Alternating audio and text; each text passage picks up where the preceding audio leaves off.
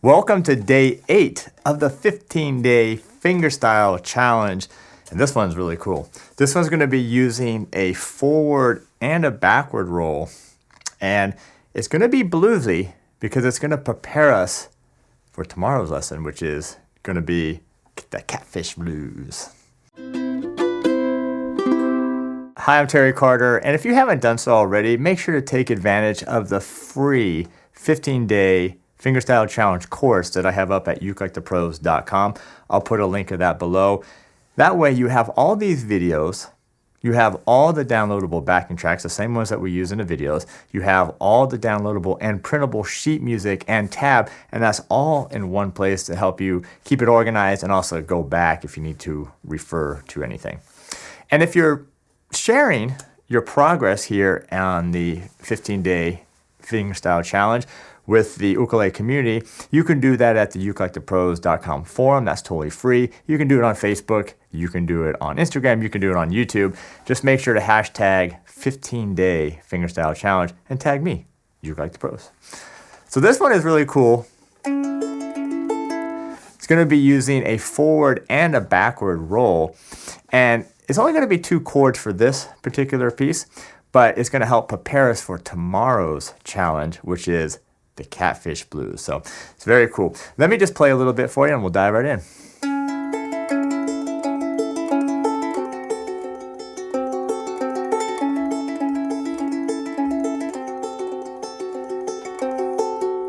All right, so that's really it. It's all about the right hand, or your plucking hand in this case, for this lesson, because the 2 chords, the A or A7 and the D7, are pretty simple to do. Let's just go ahead and just grab your first chord. This is actually an A7 chord the way you're fingering it. It's just the first finger here on the 3rd string, 1st fret, but we're not playing the 4th string for this particular piece. So really it's just an A chord, but we'll call it A7. Your right hand here, or your plucking hand, thumb's gonna be on 3, index on 2, the middle on the 1st, and then it's gonna come back to the index or the 2nd string. So the actual pattern is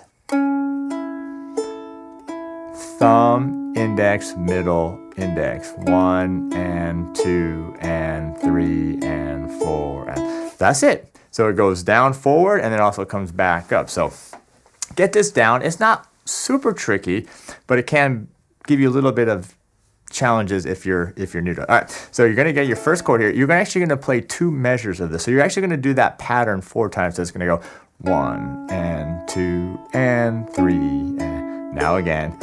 P, I, M, M, one more time. So 2 measures, and then you're simply going to go to a D7 chord.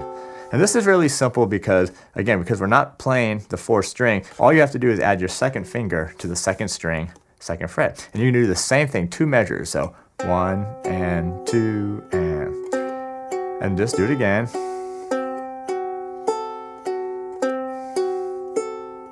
Then you're going to repeat it, go back to the A7, back to the D7. So you're going to do it twice, and then you're just going to end on this A chord. All right, I'll show you that in a second. But let's practice that. Let's do the A7 for 2 bars, D7 for 2 bars. Ready, and now again. Now to the D7.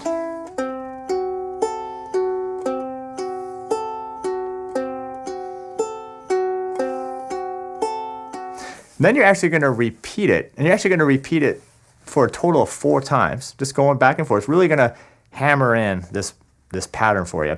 And then when you end, you're just going to end on the A chord or the A7 chord, and you're just going to go thumb, index, middle, but you're just going to do a quick arpeggiated strum, just like a roll almost. Just P-I-M, but kind of quickly, just like that. All right, let's go ahead now and bring in the slow backing track and see how we do. A 1, 2, 3, and...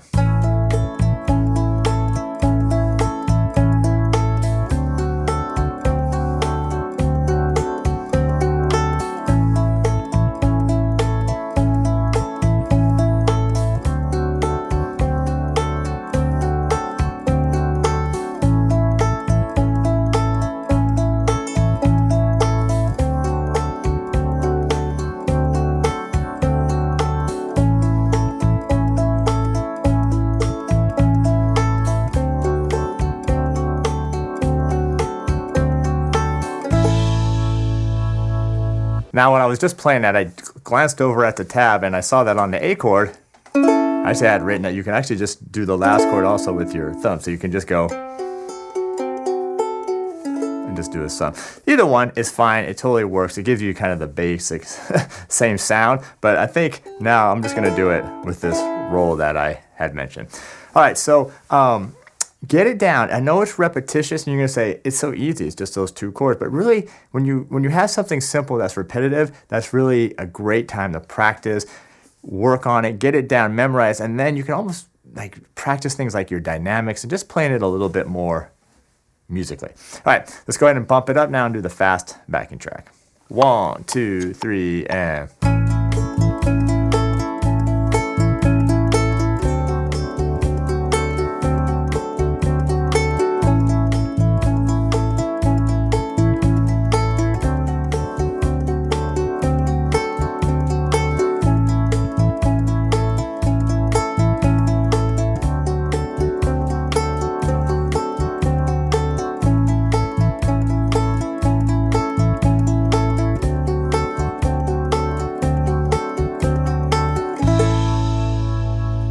All right, so there's our day 8 challenge. And by the way, I am playing one of the solid acacia wood pineapple sundaes. This one is actually really gorgeous, called White Fang. And that one is actually in my store, store.ukulelethepros.com. Might as well throw that in.